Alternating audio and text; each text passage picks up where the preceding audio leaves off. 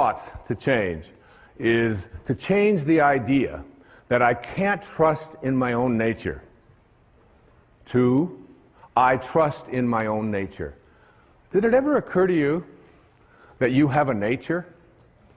That nature is so profound and is always calling you.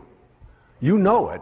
No one else can know it. No one else can impose it on you. No one else can tell you what it is that you feel in here that you know is why you're here and what you're doing here. There's no one else can explain that or explore that with you. You can't share it. Everything in the universe has a nature. Your dog has a nature. A crocodile has a nature. A duck has a nature. A crow has a nature. Everything has its nature. Everything has a dharma, including you. But what we've learned and we've grown up to believe is that I can't trust in that nature. My nature, to trust in your nature, to know that you came from a divine place of well-being and to trust in it. Listen to this, verse 38 of the Tao, a few lines. The great master follows his own nature and not the trappings of life. A truly good man is not aware of his goodness and is therefore good. Think about yourself.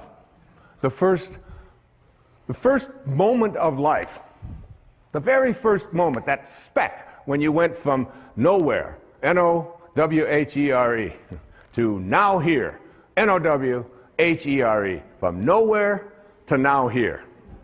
Same thing, just a little question of spacing, just a little different spacing, all right? So you went from nowhere, now you're in now here, and where do you think you're going? Nowhere. Right?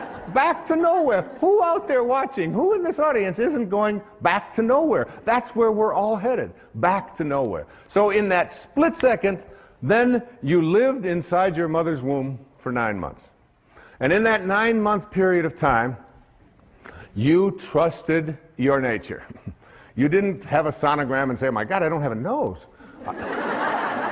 This is very scary. What if it doesn't show up on time? Or you didn't do any of that. You trusted completely in your own nature, right?